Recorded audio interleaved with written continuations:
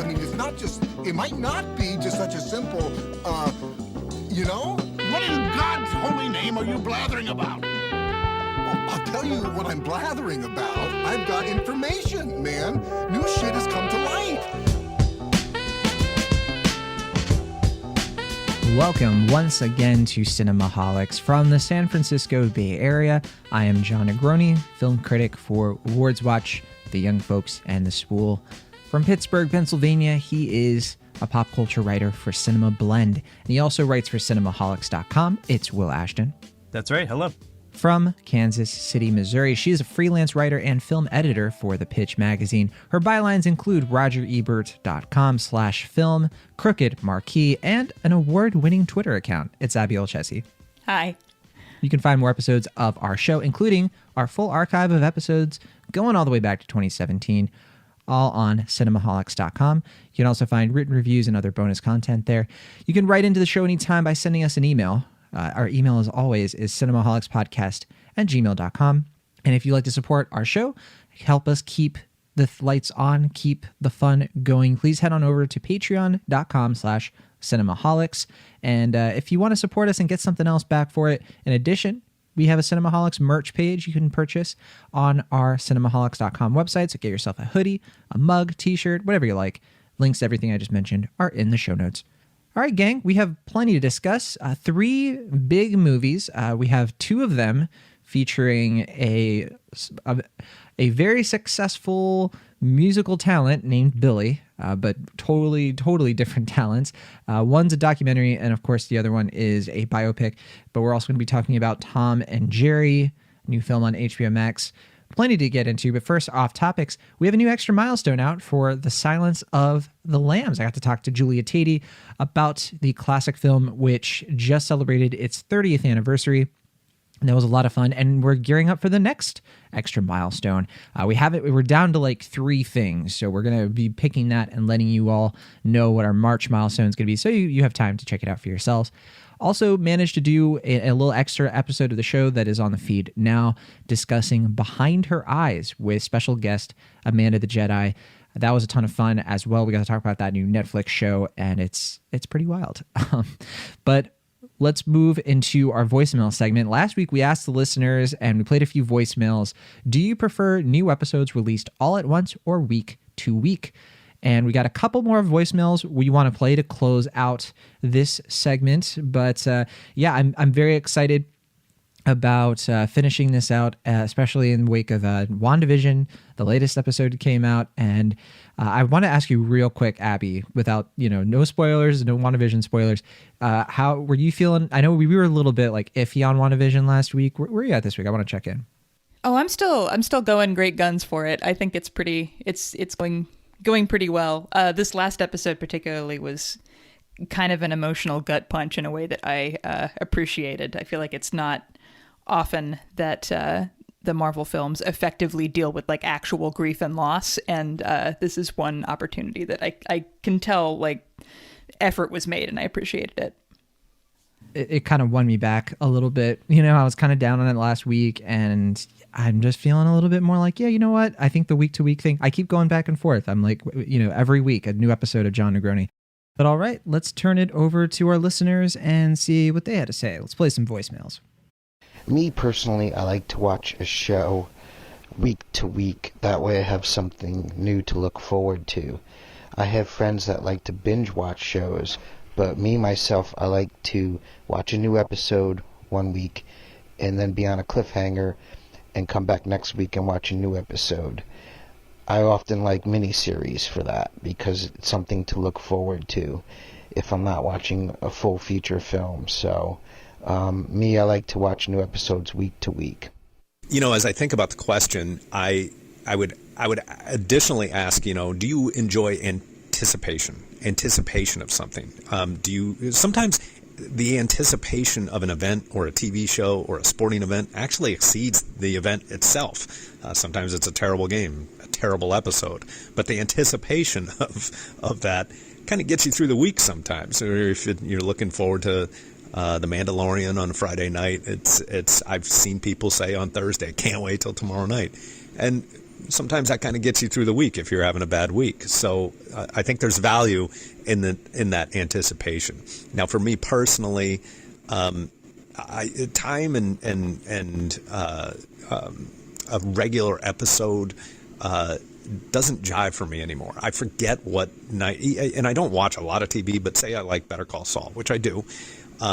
I never know when the season starts. I don't know when the season, I don't know if it's going on right now. I don't think it is. But I have the DVR set to record anything new that comes on Better Call Saul. And even when it's in season, I'll go 2 or 3 weeks and forget that it's actually on. Or I can't view it on that night. So I tend to just pick it up when I can and watch it at that time. And I gotta say, sometimes it's nice to watch 2 or 3 back to back, fast forward through the commercials.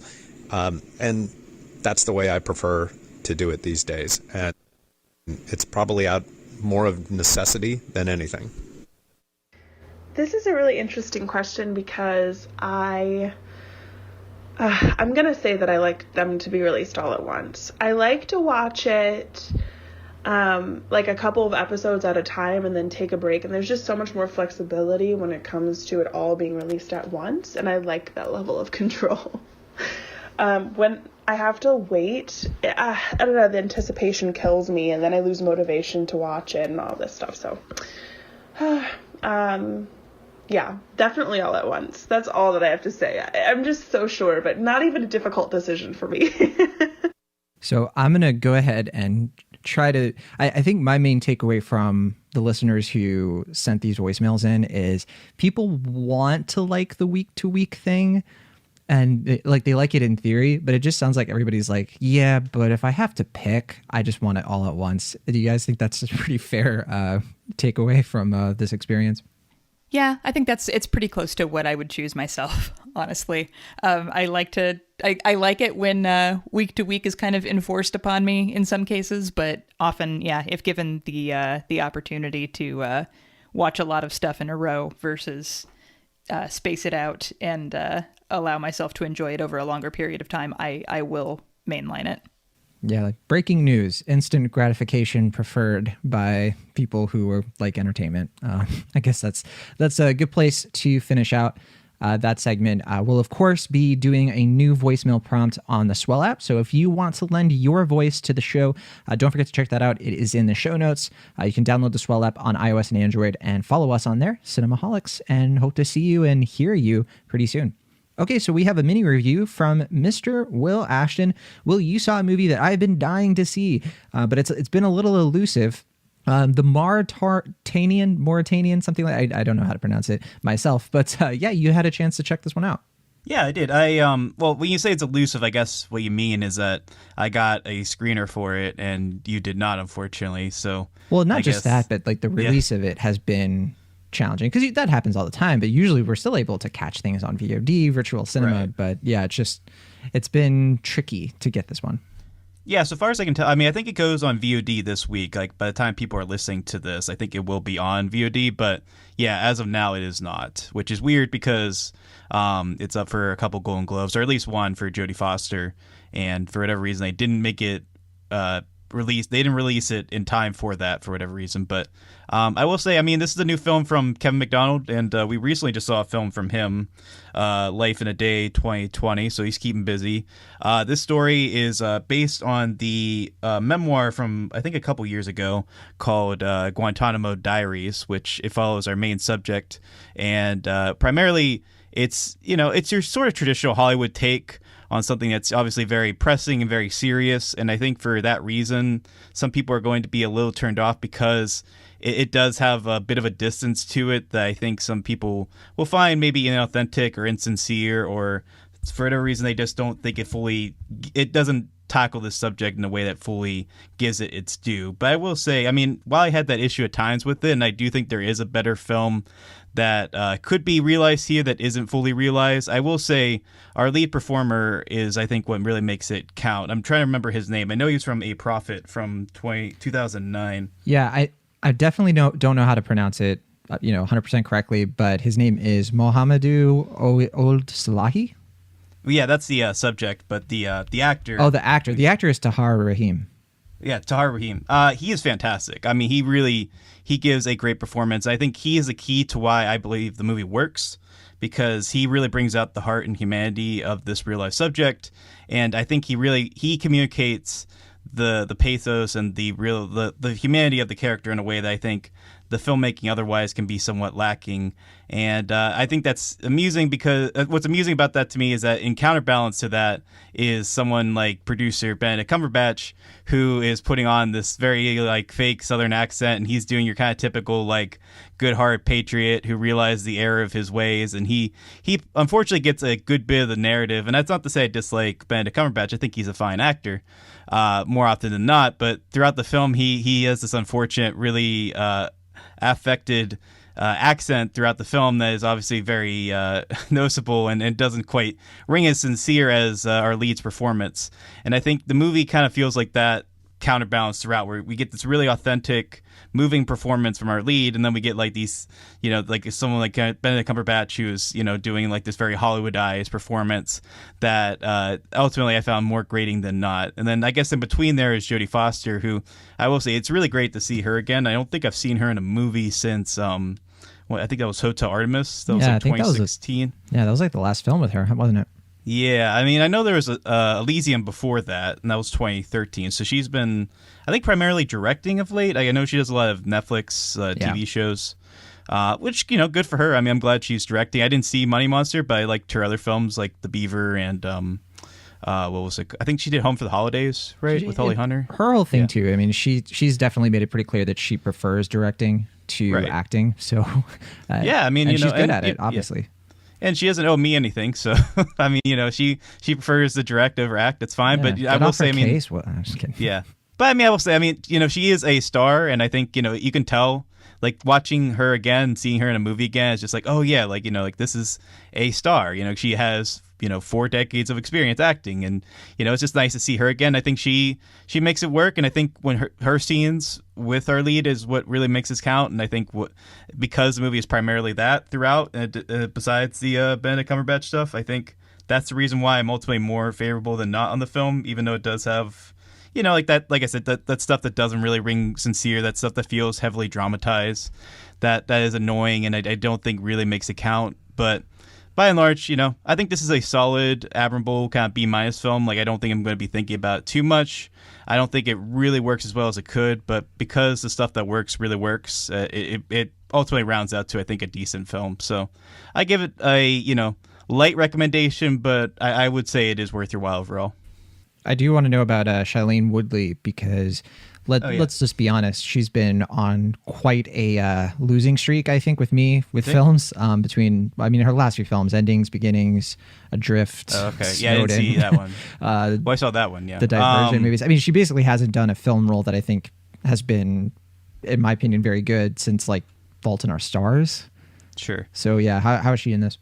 Yeah, I mean, I guess I keep thinking about the fact that she's in Big Little Lies, which I think that's she's been quite her good in. like, So yeah, that's been her like bright spot for sure. Right, that's been keeping her adrift, ironically, not adrift. Wait, yeah, I was gonna say that's not the right word for that. Right. But yeah, I mean, I think she's pretty good. I mean, I think she's a good actress. I don't think her role really gives her too much to do. She's kind of stuck in a stock supporting character role that, I mean, she does what she can with it. I don't think she makes or breaks the film, but it is nice to see her in a role that isn't in a bad film, I guess, or at least in my opinion, it's not a bad film. So, I guess we'll count that as a not a loss or a win. Just she does what she can. She's a good actress, and that's that. I mean, I am looking forward to. She has a couple films coming out this year. One of them I'm not that interested in. The high school one, I think it's called The Fallout. But her other movie with from Augustine Frizzell, The Last Letter from Your Lover, I think is called. That one I'm really looking forward to. And I think she's an executive producer on that too. So who knows? Maybe 2021 is going to be her year. Maybe. I mean, she's a really good actress when she gets the right role, like The Descendants, and I like Fault in Our Stars. I know some people don't.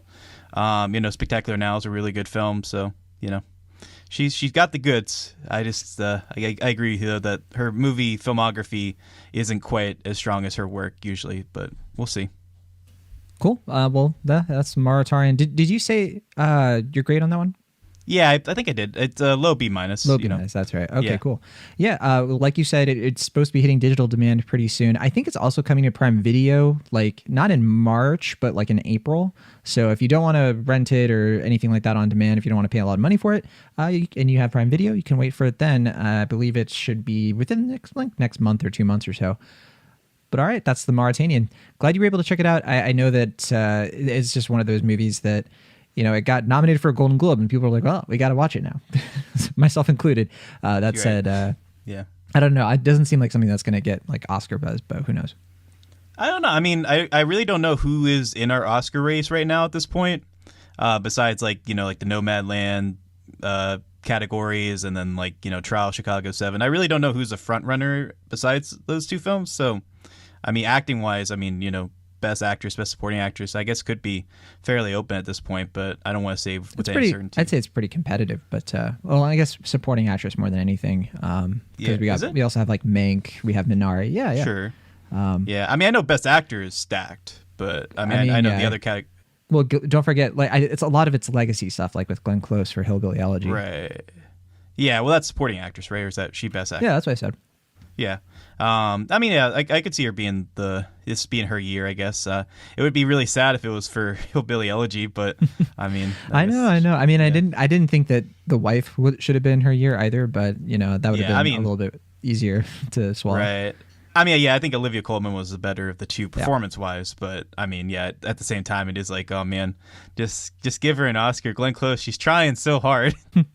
It is kind of weird. It's just dawning on me too. Like we usually have had our Oscar episode by now, but yeah, because it's delayed, it's kind of weird that we're even talking about awards, even though we're in like the full swing of the new year. But that's how it is this year. All right, well, that's it for mini reviews. Let's get into our first big review of the week. Tom and Jerry. After a lifetime of being the world's most famous enemies, you can count on me like 1, 2, 3. Tom and Jerry are about to start over. 'Cause that's what friends are supposed to do. Oh yeah. In the big city.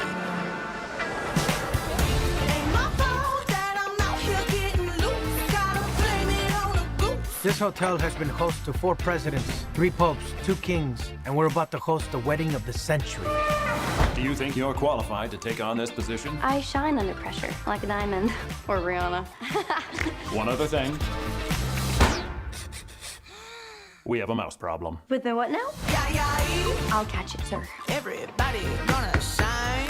I was born like this, don't even gotta try. Oh, wow, this is so detailed. We could hire an exterminator, or we can leverage millions of years of predatory evolution. Got the baddest lie.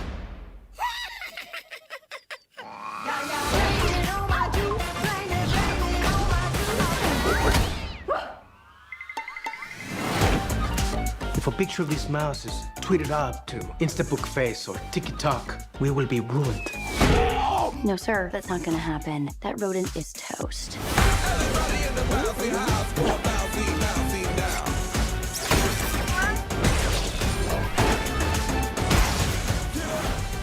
We've already had a Tom and Jerry movie before, the 1993, 1992, I forget, I think it's 92 film. 92, yeah. That one came out, and I didn't see it as a kid. Did either of you see it? I did. I remember liking it quite a bit, actually, as a kid. Oh, okay. I actually just watched it this week because I hadn't seen it before, and I was like you. I remember seeing the VHS a lot, like at Family Video and stuff, and I never got around to watching it. So I watched this week. It's not that good. I'm sure. I'm sure it doesn't hold up. So this is I'm talking from the perspective of like a 7-year-old. So right. I mean, the main thing about that movie is that it's just not really a Tom and Jerry movie. Like they talk and sing, and they're like mostly friends throughout, and they don't really like do a lot of slapstick. It's just kind of like a generic kind of like 80s family cartoon movie that just happens to have Tom and Jerry in it. So that's the main thing about that's really weird and bad. So I will say comparatively, this is a much more faithful Tom and Jerry film, the 2021 one. Which is definitely a weird reality considering how this movie is set up. So this movie as we've kind of alluded to, is a mix of live action and animation. It's basically doing the Smurfs thing, where the Smurfs in 2011 took these classic nostalgic characters and just stuck them in New York City and kind of put them around a very generic story with human characters.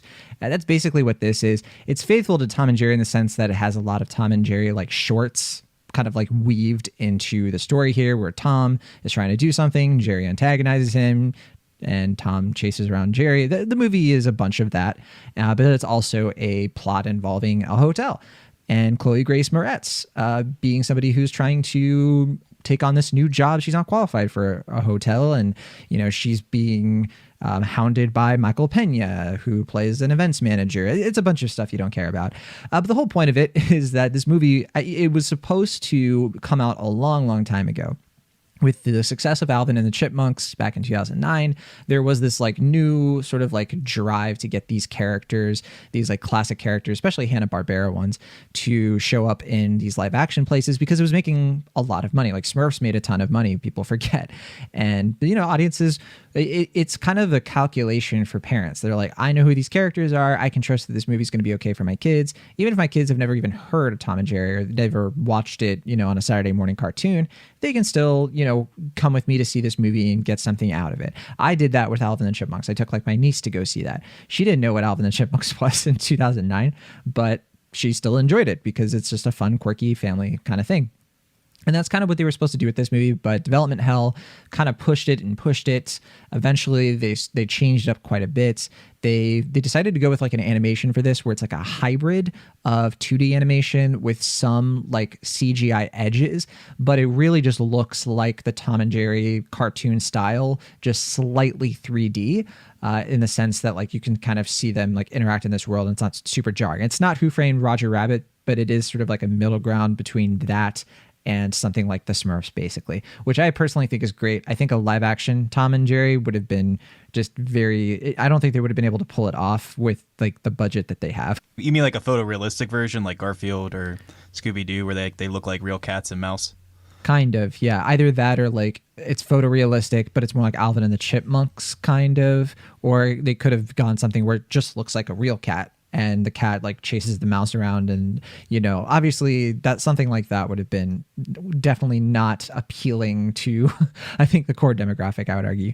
But anyway, this movie is directed by Tim Story, who kind of a hit or miss filmography. A lot of people really like Barbershop, but he is also the guy who did the Fantastic Four movies, Ride Along. I think he also did the other Ride Along movie, and it's going to do the next one. So and I think his last movie was Shaft, which I don't think we even talked about on the show because I don't think any of us saw it. But that said, yeah, Tim Story, I guess way more misses than hits. Am I missing anything with Tim? No, I don't think so. I was trying to look him up on IMDb. I haven't seen anything, apart from Barbershop that really stands out.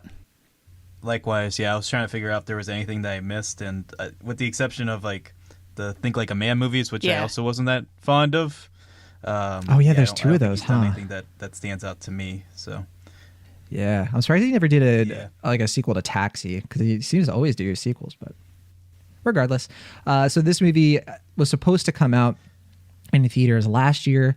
It's long-awaited release, but of course the pandemic happened, and so it got delayed again. And now it's kind of coming out unceremoniously through HBO Max, and I think in like select theaters, because it's the next one in the 1 month simultaneous streaming release, where it's on HBO Max for 30 days. That's how you can watch it right now. But you can also watch it in the theaters, and then after the 30-day thing, you can only check it out in theaters, or I think they'll eventually have like on-demand, like premium on-demand, that kind of thing. So that said, I haven't gotten into the story too much. So Abby, why don't you talk a little bit about the setup for this movie and kind of lead into what you thought of Tom and Jerry? Sure. There's not a ton more than what you've already kind of covered. So Tom and Jerry are trying to eke out individual livings in New York. I think Tom wants to be a musician, and Jerry, I guess, just wants a place to live. And of course, they are natural enemies, so they chase each other around and fight a whole lot. They come into kind of direct collision with Chloe Grace Moretz's character, Kayla, who kind of cons her way into a job at a fancy hotel. The weekend that they are planning to host a high society wedding for a wealthy couple played by Colin Jost and Pallavi Sharda as the couple in question, Ben and Preeta. So Kayla has to kind of contend with Tom and Jerry as they fight around the hotel, try to pull off this wedding that she doesn't really have the professional ability to do, but she's not about to let anybody else get in her way. And also Michael Pena, who is the existing events manager at the hotel, who kind of has it out for her. She does have an ally kind of in Rob Delaney's character, Mr. Dubrow, who I thought was maybe the highlight of the movie. It feels like he and Michael Pena both know what kind of movie they're in and have this kind of gently comic arch performance that I think fits the material really well, a lot better than some of the other performances do. In general, yeah, there are a couple of sort of more pleasant highlights, those two performances being the main ones. Other than that, it really feels like it could have been a much shorter film that just kind of got padded out in some sort of strange ways. There's an ongoing bit with a singing pigeon who I think is actually played by Tim Story, that has absolutely nothing to do with the main plot. It just kind of adds stuffing, I guess. It's like a previously on thing too. It's like the thing that just happened. Here is a recap, which right, I thought was bizarre. It is bizarre because like you just watched it, you were there. So yeah, there's some stuff that's in there that doesn't. It feels like it doesn't necessarily need to be there. There are a lot of kind of weird plot contrivances that, of course, like don't hold up at all in any form of reality. But like, obviously this is a kid's movie and it's got like all cartoon animals. So what do you expect? That part I'm willing to let go. I'm not, however, willing to kind of let go the idea that because all of the animals in this movie are animated, and somebody, I can't remember who, but somebody astutely pointed this out on Twitter, that insinuates that all of the live action human characters in this movie eat cartoon meat, which is not a thing I can quite get over. So that's kind of where I'm at on Tom and Jerry. There's some sort of okay bits in there, but I think it's kind of outweighed by a lot of stuff that doesn't really hold muster and wasn't fully considered. Maybe that just means this movie is sneakily trying to tell us we should all be vegetarians. I mean, it makes a pretty strong case, let me tell you. I mean, the only ones we see dead and presumably eaten are the fish, right? Which is weird that's where they draw the line. But I guess by Catholicism rules, but sure. We never see like a hot dog stand that like forces us to like, confront our innate animal killing biases. So yeah. As far as I know. Right. Also, rounding out this voice cast before you get into your thoughts, Will, and it's quite a voice cast. We kind of learned through this movie that according to Tim's story, Tom the cat is he is I believe he's black because his singing voice is T-Pain. His like shoulder devil and shoulder angel is voiced by Lil Rel Howery. And so I guess that was, I think, Will, your main takeaway from this voice cast. Oh, and also we should say they used archived voice recordings for Tom and Jerry, like otherwise. So William Hanna, Mel Blanc, June Foray, just like those little like sound effects that they do, including Jerry, of course. I don't think Jerry is voiced by anything else.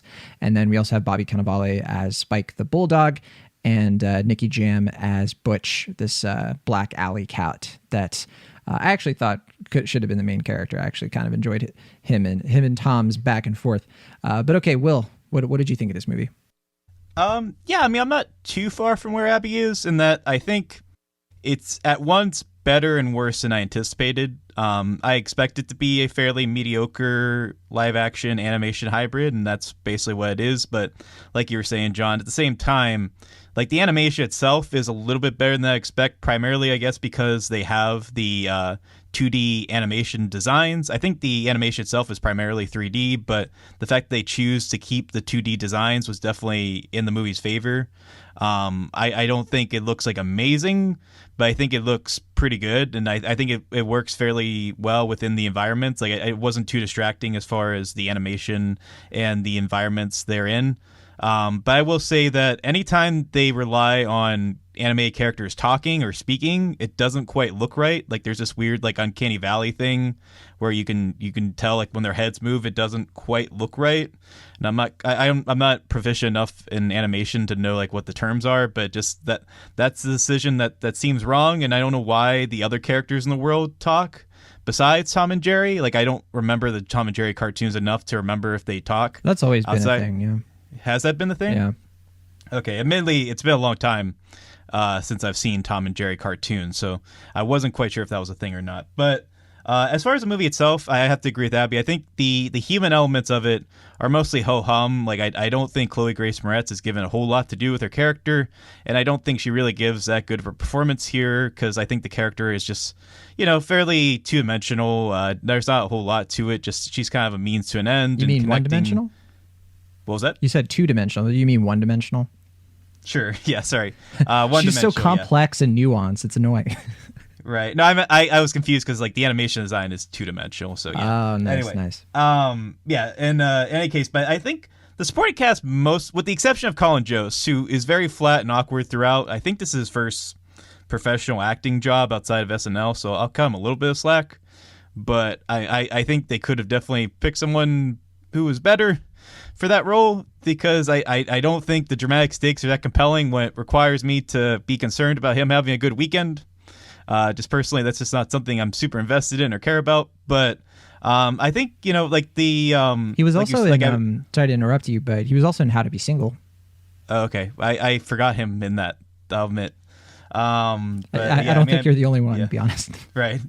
But yeah, I think Michael Pena and Rob Delaney are fun. I don't think likewise they're given a whole lot to do. And similarly, Ken Jeong, I keep forgetting he's in the film because, he doesn't really get a lot to do besides like one climactic incident. And then we got a few other characters. So I was telling John about this off the air, but there's a character, I don't know the actress's name, but the character of Joy is, in my opinion, the highlight of the film because I think she gets the funniest lines and I think she delivers them in the best way. And I wish she was the main character because I feel like her character is a lot more interesting and fun than what we got from Chloe Grace Moretz. Yeah, that's Patsy Farron is that actress's name. She's done some theatrical stuff and some stuff for the BBC. She's British. But yeah, I recognized her right away and I was like, no, you deserve better. So I agree. Yeah, she's Spanish-British. Oh, is she? Yeah. She's from Barcelona. In most other cases, I think her character would have been a throwaway one. But for me, every time she was on screen, I was like, okay, something funny is going to happen because she was consistently pretty good about making her character pop and have a little bit more personality than I think would have been given on the page. So many kudos to her. It's not easy to make these type of one-dimensional roles stand out. But otherwise, yeah, like similar to Abby, I think it's a fairly mediocre animation live-action hybrid that I probably don't think I'm going to be thinking about too much afterwards, but at the same time, it's better than your Alvin Chipmunks movie or anything like that. It just doesn't really have much to it. It's a fairly unremarkable film by and large. I think the first Alvin and the Chipmunks is actually pretty solid. I guess I'm on an island with that sometimes, but yeah, I gotta say, I think this is a pretty easy calculation. If you really like Tom and Jerry, like you like old school Tom and Jerry, this is definitely worth checking out. You might actually like it more than you expect. I know a bunch of people have come away from this being like, you know what, it's really not that bad. For me, I enjoyed it. That's what I've heard from a bunch of people at this point. And so I think, a movie like this existing is definitely a fine thing. It definitely makes sense from a money-making perspective for them to do something like this, because I do think there are some scenes, particularly there's one in like an alleyway where Tom is trying to reach Jerry at a window that is very reminiscent of like classic Tom and Jerry. That was like the one time where I was like, this feels like it has like that slapstick, that timing that is reminiscent of what made those cartoons really sparkle and come to life. For me, I never really liked Tom and Jerry very much. It was always like a background thing. My main thing with it is that I never really liked Tom or Jerry. I didn't root for either of them. And Willow and I were debating this the other day of like, well, I think, Will, you compared it to like Sylvester and Tweety. It's like you like those cartoons because even though you don't want Sylvester to catch Tweety, you still kind of root for him. You care about him, don't you? Personally, I like Sylvester. Yeah, I think, like I said, I think Tweety Bird's a fun character, so I think that dynamic is a little bit more fun and interesting. I tend to like Tom, but Jerry I just don't think is a very interesting or likable character. He sucks, especially in this movie. Yeah, he's a jerk. Nobody likes him.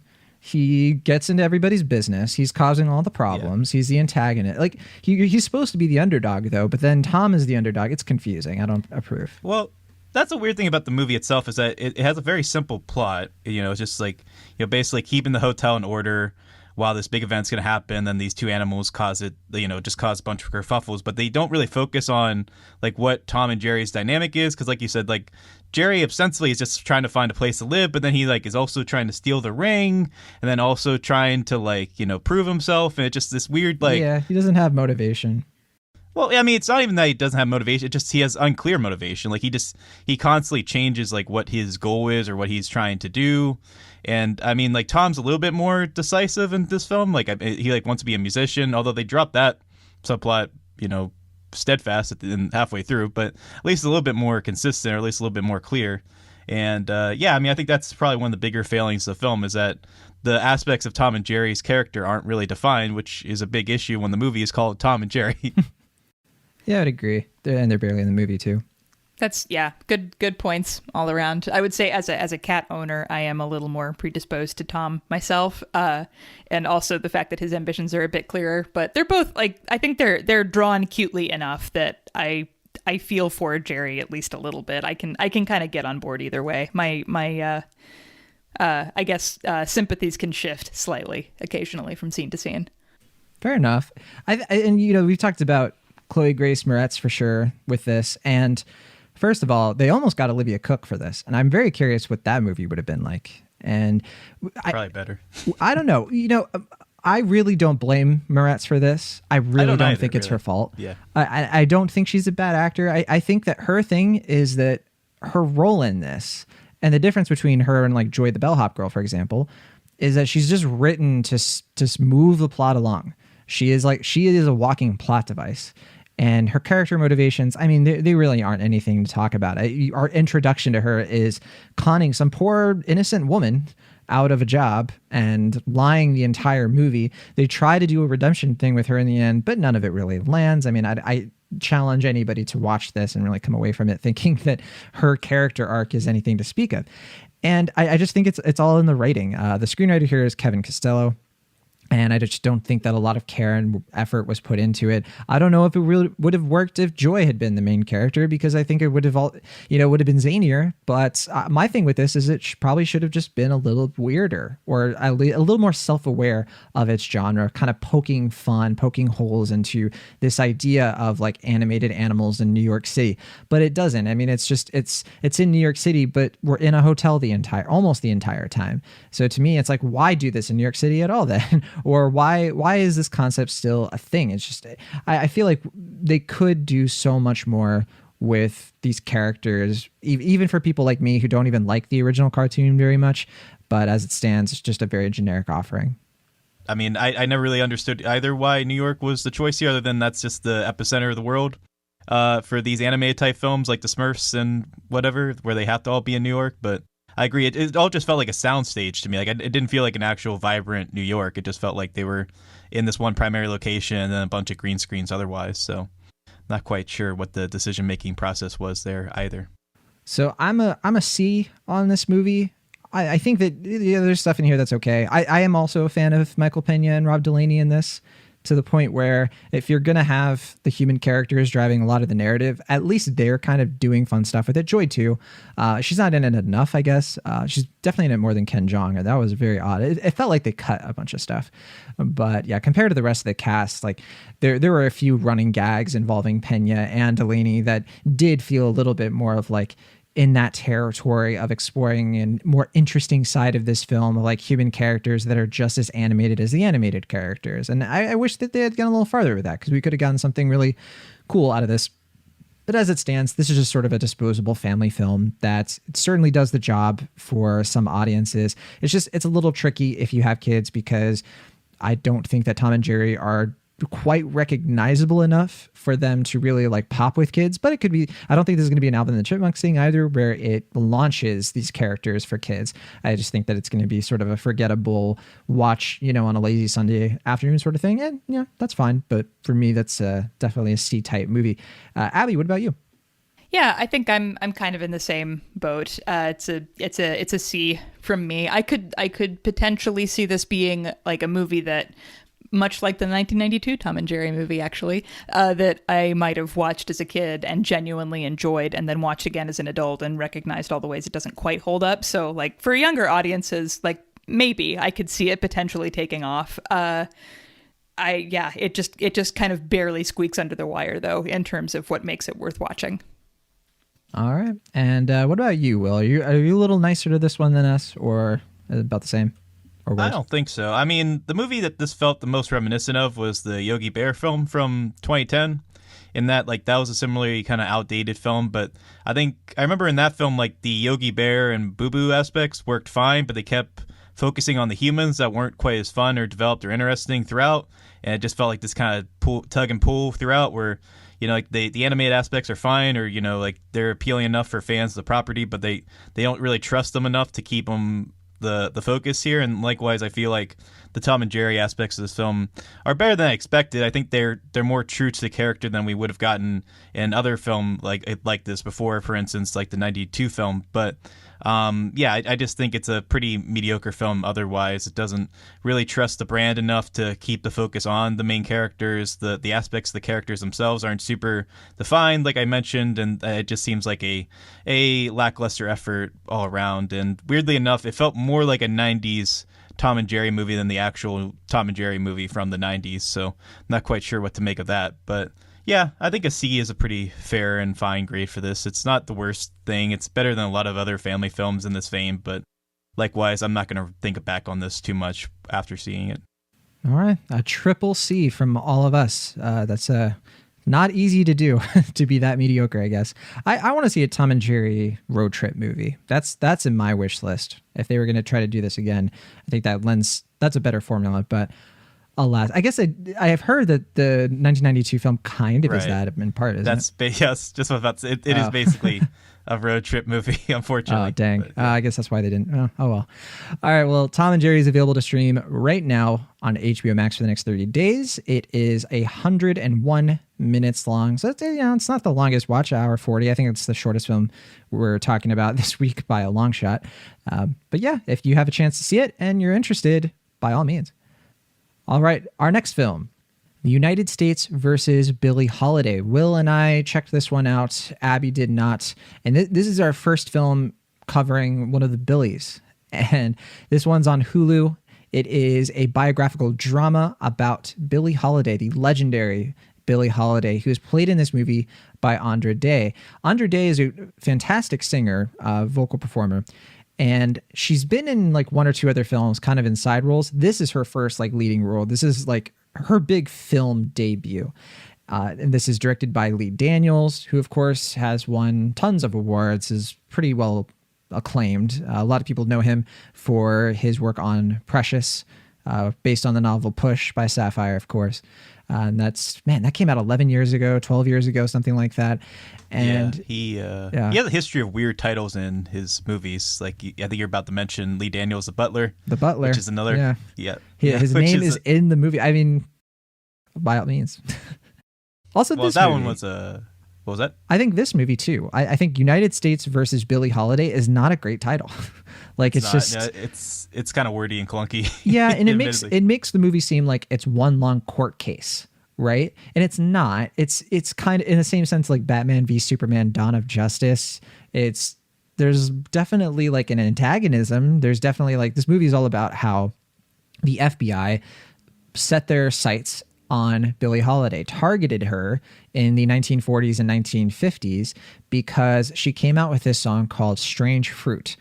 To this day, one of the most influential songs of all time, particularly in how it shaped sentiment all over the U.S. over the lynching of black people that to this day is still technically legal. For those of you who don't know, lynching is the practice of capital justice on behalf of citizens on black Americans, people that they deem as guilty of crimes. Most lynchings, as you would expect, are not only they're all racially motivated, but they are inflicted for racial violence and for typically on innocent people. And obviously, capital punishment for any reason is extremely dubious, to say the least.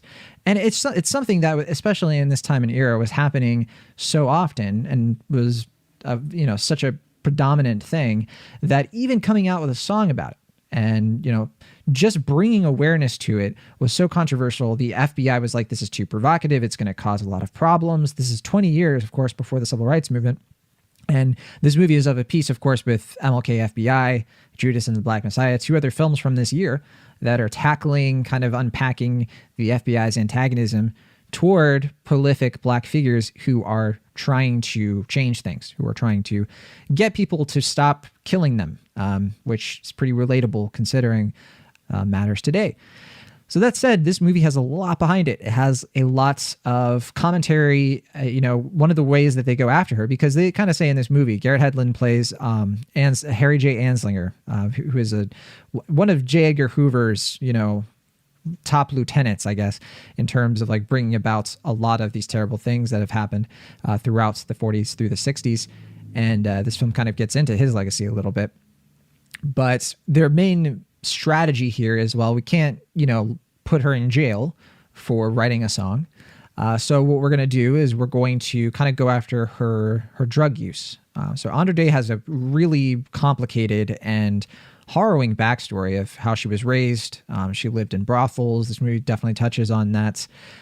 She had heroin addiction plague her for many, many years, all the way up until her death. And this film is also sort of a precursor for the war on drugs. It's actually based on a nonfiction book called Chasing the Scream, The First and Last Days of the War on Drugs by Johann Hari. And it kind of gets into how the FBI has for a long time used the sort of like anti-drug sentiment, used drugs to target Black people, Black culture, and root it out essentially in very specific ways. And that's and I say all of this, that's only partly what this movie is. This movie is also a kind of love story between Andra Day's character and Jimmy Fletcher, who we won't give away sort of his role in the film necessarily, but people might have an idea of what that's about if they've a little bit familiar with the film. He's played by Trevante Rhodes. There's also a side story about sort of exploring, but not really, Billie Holiday's bisexuality, including a rumored relationship she had with Tula Bankhead in real life, played here by Natasha Lyonne. But again, that's kind of here and there, not really.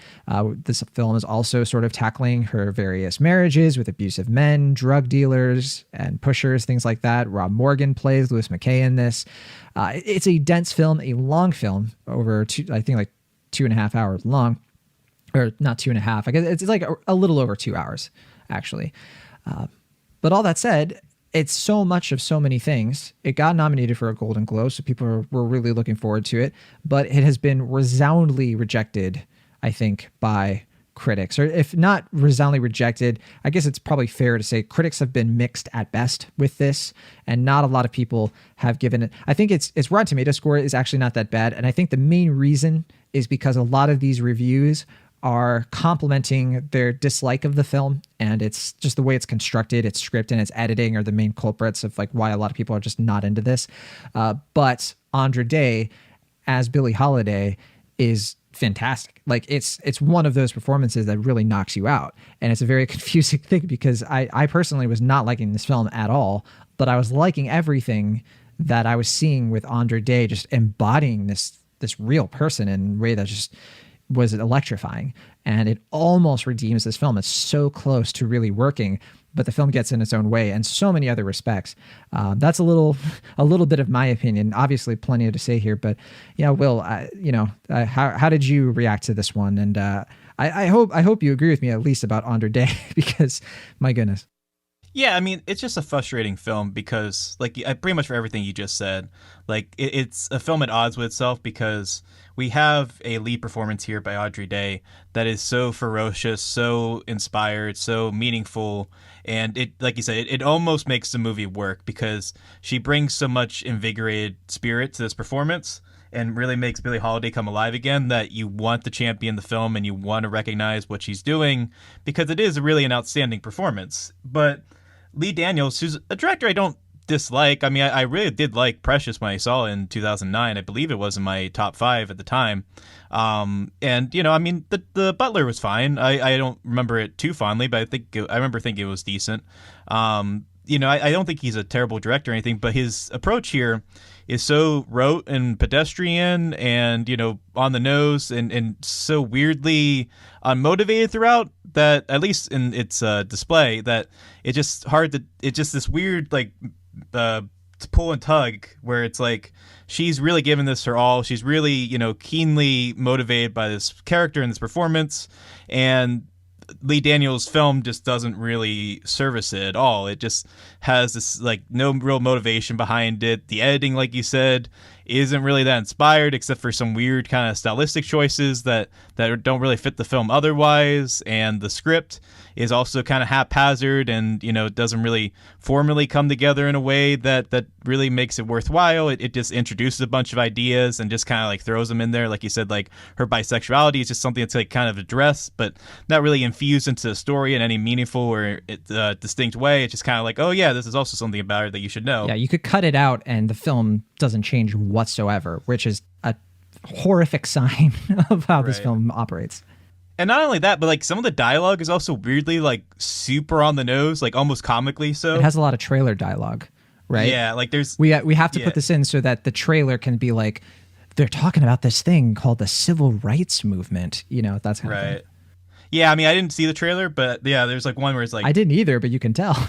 Yeah. Like there's one point where like, I think this is what you're referring to, like the FBI agent is just like, they say her song is the curtain call for the so-called civil rights movement. Exactly, yeah. And it's just like, no one talks like that. Like, not in a meeting like that. Like, and then there's like another scene where, I forget the actor's name, but the guy from Everybody Hates Chris.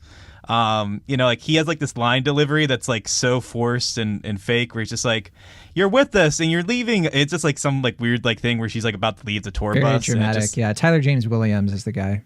Yeah. Who's a good actor. And I think he does, outside of that line delivery, I think he's pretty good here. Yeah. But yeah, just like you said, it's just frustrating because, otherwise it just has this very TV movie feel to it, which is why I'm surprised it was going to go to theaters. I believe this was a Paramount film before it went to Hulu. Yeah, it was. And it was sold very recently too, like in December. Yeah. Right. Yeah, it was. I think it just missed its theatrical release because of the pandemic. Like I think it would have gone to theaters otherwise, as far as I can tell. And it just feels weird because like the style of it, maybe because Lee Daniels has been working a lot with TV recently, it just feels like a TV movie in its approach and style. And, it just feels like this very odd give and take from a very, cinematic, larger-than-life performance that is undermined by pretty much everything else surrounding it. I think the original release was like summer. I think it was like maybe like July of 2020. So it wasn't super close, but I mean, they definitely were thinking it was going to hit that date. They thought COVID was going to be over, but clearly that was not the case. I'd say, there's two main issues I have with this movie. I'll start with the positive thing of kind of jumping off what you said about Tyler James Williams in this. Also, I really liked Miss Lawrence in here, who plays Miss Freddie.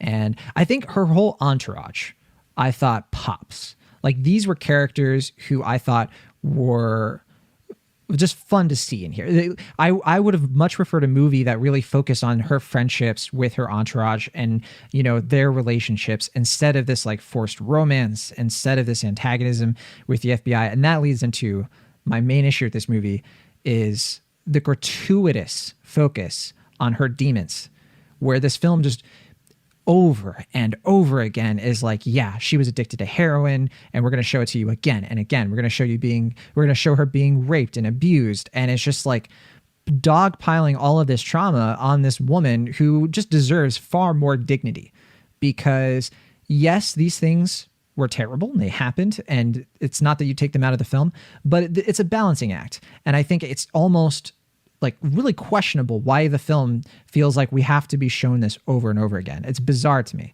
I don't understand it.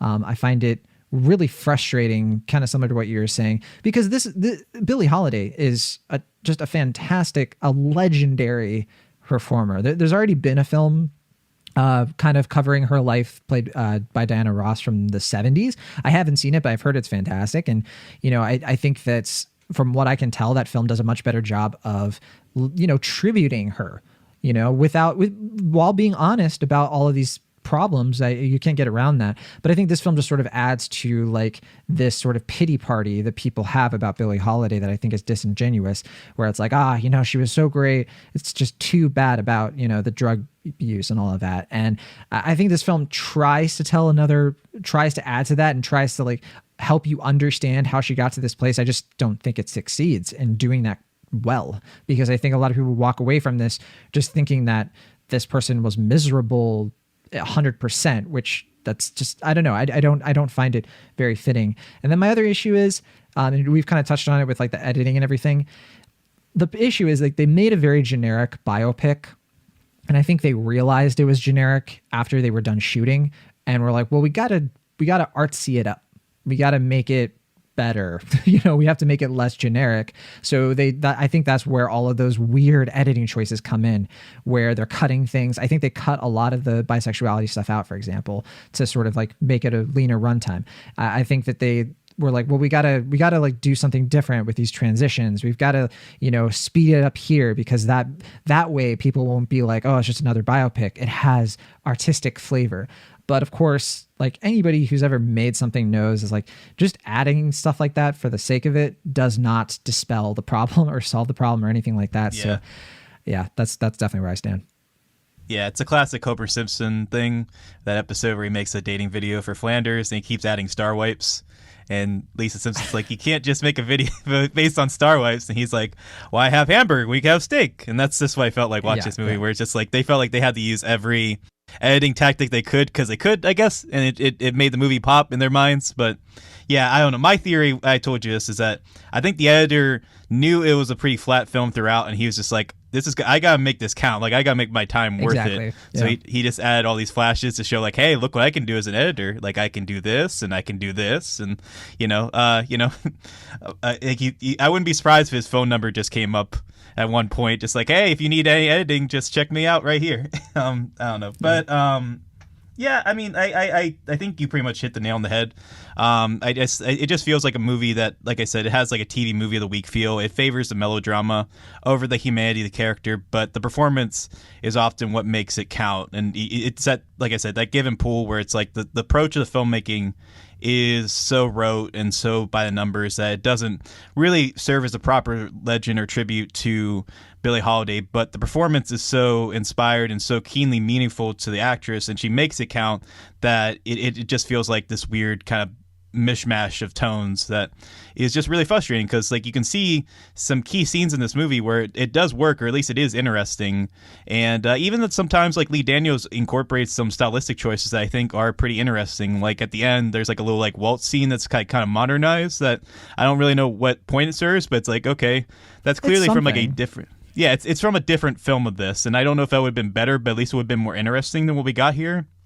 It might even been more serviceable, or more of a fitting tribute to Billie Holiday. But as it is, like we said, it's another kind of fairly mediocre movie that it could have been a lot better than it was, and this one is just a lot more frustrating because it should have been better, and that's just the way it is. Yeah, I think we agree. I think we're pretty aligned on this. I think that this film, I think that performance takes this film from something that I strongly dislike. But because of this performance, it's one that I dislike with caveats.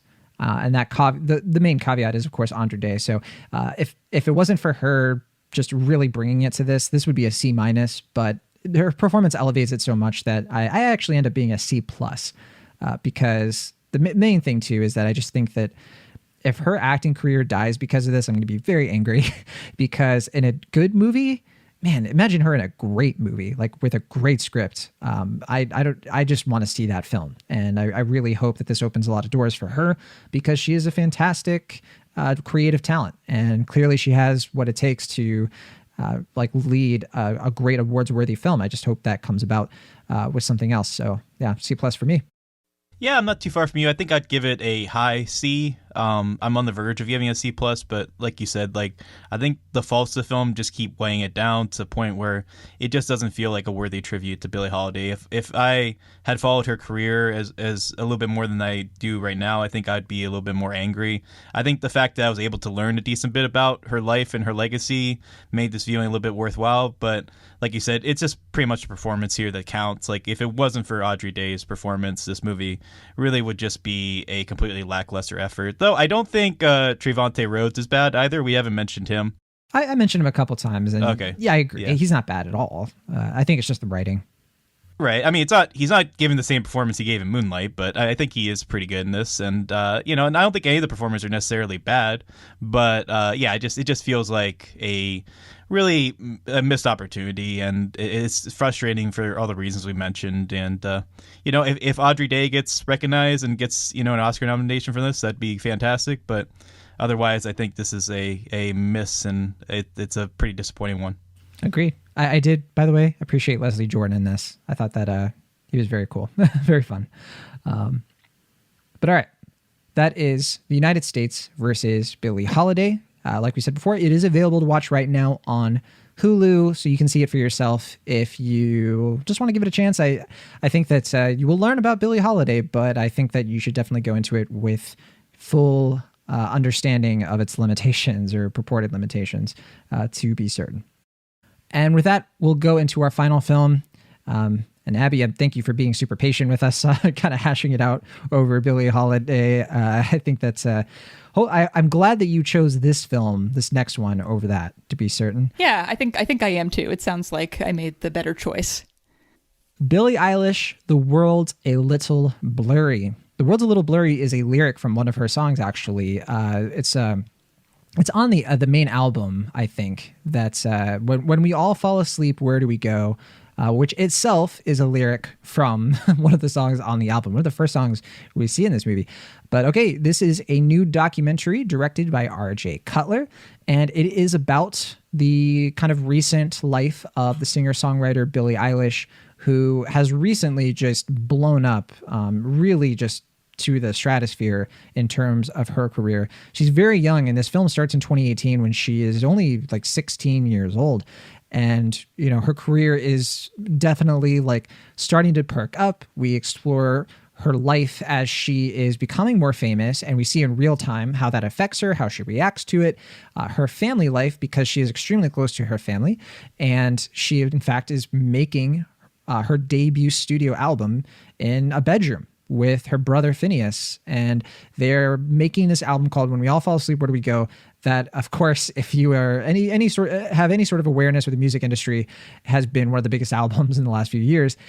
This documentary is available to check out in select theaters for IMAX.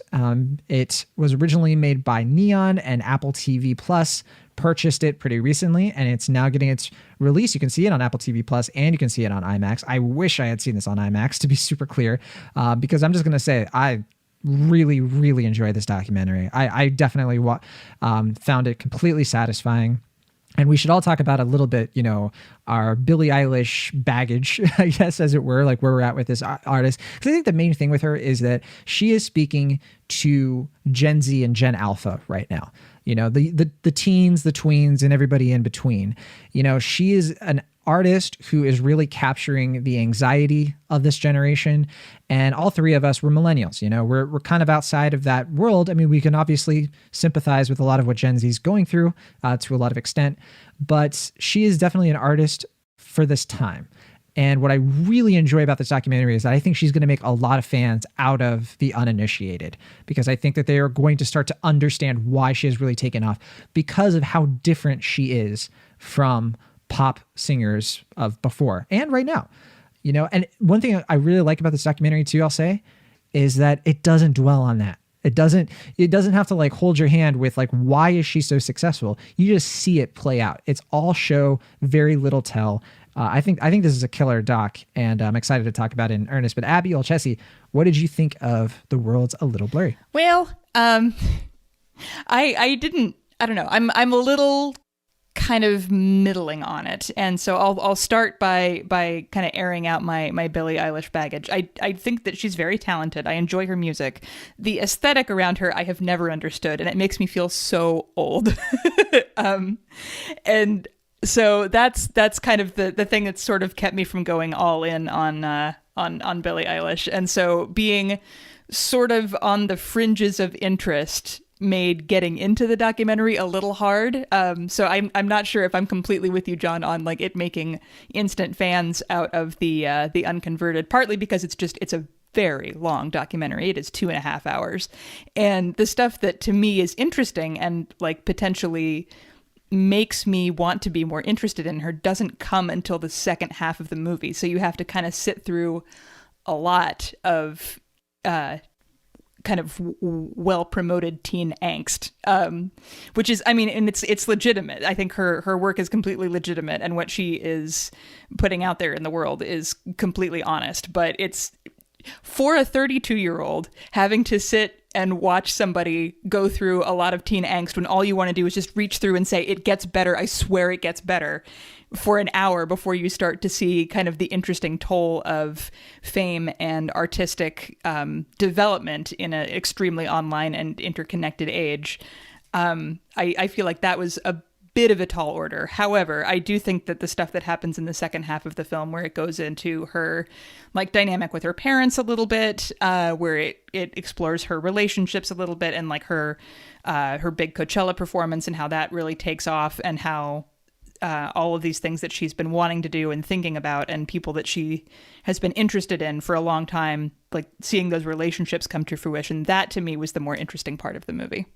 All right. Very interesting. So it definitely sounds like it's extremely my tempo, not quite your tempo, Abby. So I'm very curious, Will, where you stand on this one. Yeah, I mean, I guess I'm somewhere in between, because I do agree with you, John. I think Billie Eilish is a very talented young musician.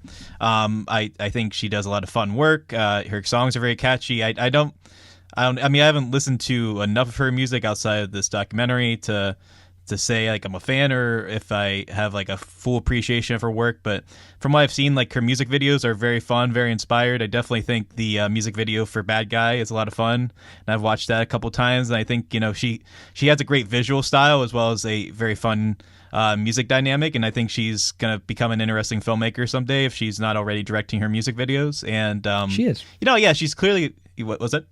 She is directing music videos. They showed it in the documentary. Oh yeah, that's right.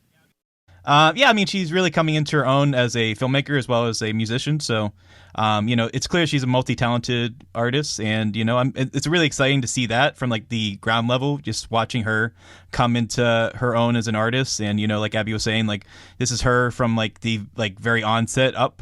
So it's interesting, I think, especially going to be in retrospect, like seeing where she goes from here, looking back on this and like seeing where she came from. But I do agree that there is like that kind of PR vibe to it that is not really my thing, which I think this movie is a lot better at avoiding. It's not like that Justin Bieber never say never. What is it? The Never Stop. No, it's. Never, I think you had it. Never Stop, Never Stopping is pop star, but right, Never Say Never. I was getting the two mixed. Yeah. I think we were talking about too, like, you know, the Taylor Swift Miss Americana thing, where it's like a PR profile instead of like a real deep look at this person. Yeah, and I think this one, it didn't bug me like the Taylor Swift one, because that movie was like trying to be this. Like this one is a lot more about just actually following the artist as a person. Like you said, it's not like the like talking heads where people are just like, oh, she's a voice of a generation, and, you know, she's speaking to Gen Zs on this new level. It's none of that stuff. It's just, you know, the artist herself, you know, showing her like how she's making these music, how she's connecting with fans, how she is able to interact with her family, but also recognizing that, you know, like she is a normal teenager by and large. Like she has insecurities. She isn't really sure of herself, even though she is this, you know, world famous musician. And I think that stuff works. I think that's why it makes it a cut above the rest as far as these like music documentaries are concerned. But I agree with Abby that like, I think maybe because she's so young that justifying a 2.5 hour documentary about it, I don't fully think it warrants that runtime, considering that like the more kind of investing stuff comes in later on when we actually kind of see the curtains pull back and we see more of her personal life and see kind of more like what inspires her music. I think that aspect of it is a lot more interesting than the opening where we just see her, you know, in her home life, I guess, and just trying to figure herself out as a artist. And I guess that's where I land on it, is that I think it's by and large a good film. I think it's, like I said, better than these things usually are, but I don't know if it fully warrants the 2.5 hour examination at this point in her career. I definitely get what y'all are saying with the length. Like, there was never a point where I wanted to stop watching or I wanted it to wrap things up. But there were times where I was like, man, this is really long. And so I do think that is going to be a barrier for a lot of people who, you know, might be interested in this, because it does take a while to do its thing. It's kind of broken up into 3 segments that we've kind of alluded to. It sounds like, Abby, you kind of enjoyed more the second half, you know, because we start off, it's very humble beginnings. I did appreciate that, like, you know how usually these documentaries spend a lot of time with like, and this is where they started, and here's a bunch of footage of them at this talent show. Whereas like this one's like, yeah, like she's been singing for a long time. This is kind of, it like quickly does like a montage of like where her family comes from and like how she's gotten to this place. But it doesn't like, I don't know, it doesn't really sit on that or like really try to make a whole story of that. It just sort of like jumps you into the present. And I gotta say, I'm really strong on this. I think this documentary is just so entertaining, and I understand that like she's so young, but I think for me, like what makes this stand out and why I don't mind, you know, the whole youth angle of like the lack of life experience, because I was thinking about it for sure. It's hard not to. I think though, seeing somebody like encounter those experiences and then wrestle with them over time, that's kind of what made this really pop for me. Like that's what made me really connect with her, was like I did have kind of, I think Abby, you're kind of saying it's just like, oh, it gets better, you know, you want to root for her, you want her to get through this. And I think part of the secret weapon of this thing, and the reason that it's much better, I think, than Miss Americana, is because she doesn't have to talk to the camera. Like she doesn't have to just say how she's feeling like to the documentarian. It's all overheard conversations. It's all fly on the wall. It's all her trying to just like talk about this with her parents. And I did have this sort of feeling of like, she has a good head on her shoulders, but she has a lot of problems and issues that she's working through. And this documentary, I think, explores that very faithfully, brings that humanity to her experiences that just brought me sort of like both joy and inspiration for her as an artist. And I just really, I just felt so empathetic with her. And there were so many moments in this that stood out to me that in other music documentaries, I think like I barely remember most of what happens. With this one, I remember so much of like the conversations with her parents and like just little things that they say. The Coachella thing with Katy Perry is just, I mean, that is like such a movie moment, you know, that and the whole like Justin Bieber thing. There's a whole arc to that I just was like, I remember watching it, and when like the Justin Bieber stuff was being set up, I was like, oh, I really hope they pay this off in a way that really works. And it just does. I think that it just goes in these directions that make it such an uplifting musical documentary. And I'd say in general, 2021, what a year for music documentaries. I think like between this and like a lot of the ones we saw at Sundance, it's really strong. And I think that's, you know, with Apple TV and all that stuff, I think that between this and like BC Boy Story, clearly like there's a niche here that's working, you know, like, you know, curating these documentaries, these like shows, these like live things that, you know, really connect with like what's going on with music today. And I forgot to mention too, my Eilish baggage. There's like one Billie Eilish song that I have like downloaded that I've listened to a bunch called Come Out and Play. It's a single. And I've heard her songs like most people, like Bad Guys, the big one, obviously. But before this doc, yeah, I wasn't a huge fan or anything. I didn't know any of these details. I didn't know this documentary doesn't get into it, but do you all know her full name? The pirate middle name? Yeah. Her full name, it's Billie Eilish Pirate Baird O'Connell. Eilish is her middle name. Okay. Interesting. Or one of her middle names. Yeah. Her parents really come from the industry. Like her dad was in he has like a small role in Iron Man. Huh. Because they're like a Hollywood family, yeah. Yeah, and that's an aspect of the film that I wish they explored a little bit more, because I always felt like I was kind of at a barrier with them, even when they're supposed to be kind of close. I'm still like get why they kind of push her into the spotlight, or like why like they kind of feel comfortable with her dating this older guy, and just like those aspects of it felt a little weird to me. Maybe because we're coming off of like framing Britney Spears, and we have like these kind of more conversations coming up in the media right now. But that was an aspect of the film that also I thought was kind of weird. I don't know about you two. No, I liked her parents, actually. I think they seemed like very normal parents. It really feels to me like, like they're down to earth people whose kid just happened to do this incredible thing, and they are like trying their best to parent her through like circumstances that really very few parents actually are able to understand. Like there's a really sweet bit with her dad kind of later in the film when she after she's gotten her driver's license, and she's able to drive by herself, and he gives her like the kind of safe driving pep talk, and then she takes off, and then he has like a short conversation to the camera about like how frail our bodies are and how difficult it is to like just stay alive, and just like he's a normal dad whose kid later goes on to win like a crap load of Grammys, like, but that's not the important thing. The important thing is that she's his kid. And there's some really sweet stuff with her mom too, where she's talking about Justin Bieber and how how their relationship, how their friendship is like kind of progressing, and how nice that is, but also how bad she feels for Justin Bieber, like for his background. And it feels like such typical sweet mom stuff that you don't normally hear in that in that kind of context. That I think those were two of my favorite parts of the movie, just because they are so unexpected, but like make absolute sense given what we know about that family and how they live. Yeah, and I mean, to be fair, like I agree, like I think those are two of the best moments of the film, and I don't dislike the parents. I just kind of wish I knew more about them. Like I still felt kind of at odds with them throughout. Like I wanted to know more about like their thought process or how they felt about Billie Eilish's fame and stuff like that. And I think that's one aspect, especially because this movie's so long, that was one aspect of the film that left me a little bit curious or a little bit more wanting, I guess. But that might just be me. I could see that. I kind of disagree. I guess just because I think you would have to take out, I think one of the reasons this works as well as it does is because we really linger in the shows and her like performances. And I think that's really, for me at least, very key to this film, really like showing you how, like, why she loves to do this, but also why it's draining her physically. Because we see her like show after show, and there is a real progression to, like, when we start out, it's like, it's intimate. She's just like, she's talking directly to the audience in a very real way. But as it goes on, and as she becomes more famous, they really do lay on how this is wearing her out and how this is starting to overwhelm her. And particularly with the Justin Bieber thing, like what you were alluding to, Abby, I think there is such a fascinating undercurrent there of becoming, the star that you pined for so long.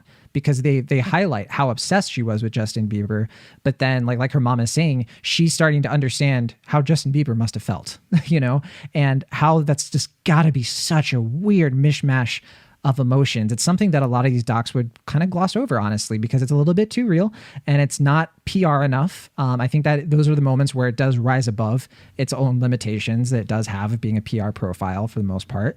And it made me think a lot about just seeing Framing Britney Spears with the parents, because there is like an example of what not to do, in the sense of like her parents, I think, didn't have this sort of like, and this is not something, I'm not trying to be elitist, but I think part of the thing with the parents of Billie Eilish is that they've lived in LA. They're used to like celebrity stuff and fame. It's not something that like overwhelms them, I guess. Like, it just seems like they have a good handle of the situation. Whereas like with Framing Britney Spears, we learned that her parents just kind of sent her off on her own, essentially with a family friend.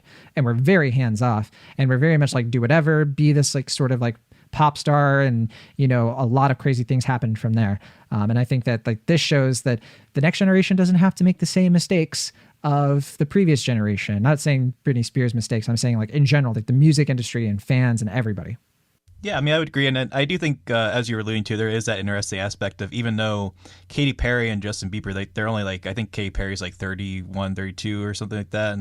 And Justin Bieber is like 25, 26. Yeah. Like, they're really young people, but they're also like kind of parenting Billie Eilish at this point in her career. Like they have to kind of like keep her aware and like kind of shelter her from like the terrible aspects of this career. And that's also an aspect of the film that I found really fascinating. And I definitely agree. Like, I think that's something that in a lesser documentary they wouldn't even focus on, or they'd cut that out. And I'm glad that they actually address that and kind of show this sort of like industry of like care process, like making sure that like, you know, this whole thing doesn't overwhelm them or like overburden them. And you know, like stuff like that, I definitely agree. Like, even though this is such a long documentary, I am glad they include that into the runtime and made it a little bit more fuller than it might have been in a lesser film. All right. I guess that's plenty for us then to finish out with our final thoughts and grades. We'll start with you, Abby. Where do you ultimately land for this one? I think I land in kind of high B territory for this. Maybe not quite B plus, mostly just because of the length of it. I did come around to it in the second half of the movie to a point where I really did genuinely enjoy it. I will say that it made me appreciate Billie Eilish's music a little bit more than I had in the past. I don't know that I would say I'm a full-fledged fan, but I get it. And I might listen to her stuff a little bit more than I have before. So yeah, overall, I think it's the length kind of, for me, puts it into more of the sort of fan territory. But I think as a piece of filmmaking, it still tells an interesting story and works pretty well for the most part. All right. So high B for Abby. What about you, Will?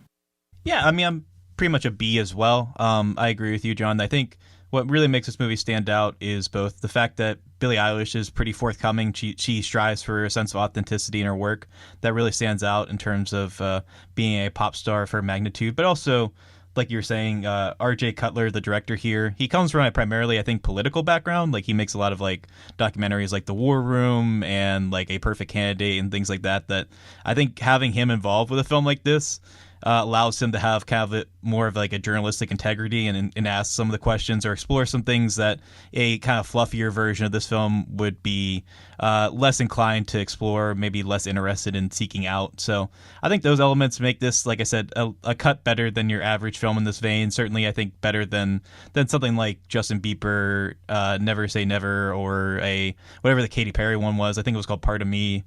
Like things like that I think aren't terrible films or anything, but they're just kind of like, you know, they serve more of a PR purpose than inviting us into their lives, even though they're by design meant to be inviting us into these high celebrities' lives. And I think this one is a lot better at finding that sense of authenticity. Now, then again, I don't really know Billie Eilish's life, so I can't say for certain that it is, but it feels more authentic. And like you're saying, I think it strives for that authenticity in a way that makes it a more well-rounded experience. But nothing I think that makes it an ultimately amazing film, but certainly better than this type of thing usually ends up being. All right. Yeah. So 2 Bs. Yeah, I'm an A minus. I genuinely think that despite the length definitely being cumbersome, I think unlike those documentaries, which I think we can kind of agree on for sure, I just feel like people will actually get something out of this for their time. Like, they're going to get like a net value. And I really appreciate how this documentary can and will sort of like bridge a generational gap that I personally find unfortunate, especially between millennials and our younger siblings, the Gen Z crowd. I think that what I've always appreciated about Billie Eilish's music, I do think that it's an acquired taste for people who are a little older, who were more used to that like really glossy, polished thing. And that's fine. There's nothing wrong with that. It's just it's the stuff we grew up on, right? But kids today just connect with a totally different type of music. And I think that's I think that what this documentary does well is I think it's going to help people appreciate and unpack her music, her lyrics, her persona, her tackling of these issues, like her authenticity, from afar.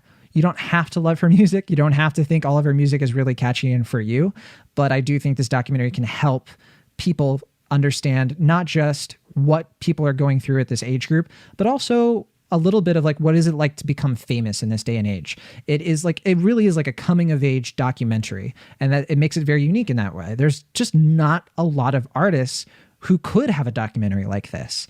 I mean, thinking of like artists who became famous in their teen years and early 20s, there's not that, probably not that much story there related to the music itself. A lot of it is going to be, they go on tour, they play a bunch of shows, they become super famous. Maybe there's like a downfall, but that sort of stuff tends to not happen until a lot later. but I think there is like a real story here, a real narrative that has so much connective tissue that like really makes you think about a lot of societal issues. It makes you think about the industry and what about it isn't really working. The fact that she, we start the doc with her making music in the humblest way with her brother, and the film goes on and it changes, and then the industry tries to like reshape her and mold her and change her. But I really enjoy how it ends with this whole thing with the Grammys and this whole like coming home sort of thing that does make her story feel unfinished. And that is for sure, like, this is not the definitive documentary. I think this is not the definitive Billie Eilish story. I think she's going to go on to be extremely influential in a lot of other things. I hope she is, because I really think she is a tremendous talent. But as like a starting point, I think for her career, I think the only thing that brings it down is its own like actual limitations. Of course, like I can't rise above certain things of like having this sort of access means that, it's not going to be able to go into all the messy details that it probably should. So I don't think we get the full documentary out of this. We get something that is, I think, really special. And I'm really glad I saw it. It's one of my favorite films of the year. Definitely one of the better Apple TV things that's come out for sure. So yeah, A- for me. And yeah, I'm glad you both at least enjoyed it. I was worried it was going to be like, in C territory. That would have broken my heart, but B's are good. All right. Billie Eilish, The World's a Little Blurry, is available to watch right now on Apple TV Plus, and you can check it out in theaters, select theaters right now. And that'll do it for our show this week. Abby, is there anything you'd like to plug? Anything going on in your world? I'm trying to think if there's anything huge or exciting coming up. Not necessarily. I think I mentioned I have an essay up at Ebert right now about The Straight Story. I think I mentioned that last week. I will have reviews. I have a full review up for Minari on Crooked Marquee. I will have a full review up for Raya and the Last Dragon by the end of the week. And I think that will pretty much do it for me for this week in stuff. Sounds good. Yeah, I'm getting ready, like literally right after we talk here. I'm going to probably watch Raya and the Last Dragon. I'm very excited. I hope it's great. What about you, Will Ashton? Anything going on you want to plug? Yeah, well, we just released the second episode of Ain't Ogre Till It's Ogre Season 5. That is our February episode, since I guess this will be coming out in March. So, yeah, I mean, that's our 50th episode of the show, and we have a lot of fun celebrating that. You may or may not get a cameo from one John Negroni in the episode. I won't spoil it, but, if you hear his voice, don't be surprised. And that's one of many surprises, I think, there in the episode. So I hope people check it out. Absolutely. I have it downloaded and ready to go. And I haven't listened to it quite yet, though. I don't have anything too much to plug for myself. I do have a review of Tom and Jerry up on Awards Watch, and you can read my review of the United States versus Billie Holiday on the Young Folks. I think that should be out by the time you're listening to this. And yeah, I do want to plug something for a friend of the show, Corey Woodruff and Charlie Ridgely. They both just came out with a new podcast, first 2 episodes of their new podcast, Generation VHS, which just came out. So want to give that a little bit of love. Yeah, Will, absolutely. Let's let you set that up. What's Generation VHS all about? Yeah, I mean, Generation VHS, if you're a fan of Ain't Ogre Till It's Ogre, it likewise revisits films from the 90s and 2000s and gives them a more kind of critical, academic, but also fan perspective, just like reevaluating the films of that time and just being like, hey, like, this was kind of weird. Why did this movie come out? Like, why did Disney make Jungle to Jungle? Or like, what's going on with Good Burger and things like that. And, it's a lot of fun. I mean, we've had them on the show before, so, I'm not going to say anything critical of Corey and Charlie, because I think they're very good guys and they have a lot of great things to say, and this podcast is no exception, so check it out. Yeah, highly worth checking out for sure. Once you're done listening to Ain't Ogre Till It's Ogre, this episode of Cinemaholics, you got a lot of podcasts to get to, and sure. But it's a great variety. Yeah, they have 2 episodes out now. I listened to Small Soldiers. That one is fantastic. Such a great deep dive on that film from Joe Dante, and how I think like their niche with like their podcast, it seems like, is how these films really shaped them and how they sort of like exist in culture. These sort of like almost forgotten films that are still somehow really influential. Similar with, I think their second episode is Good Burger, which I haven't listened to yet. So definitely check that out. I just was going to say that I had seen that they posted that first episode of of the podcast with Small Soldiers, and as a person who saw that in the theater as a kid and enjoyed it quite a bit, and remembers watching it a lot on TV at various sleepovers since that time, I was pretty happy to see that was up there. I'm interested to give that a listen. All right, that'll do it for us this week. From the Internet California, I am John Negroni. From the Internet Pennsylvania, I'm Will Ashton. From the Internet Kansas City, I'm Abby Olchesi. See you next time.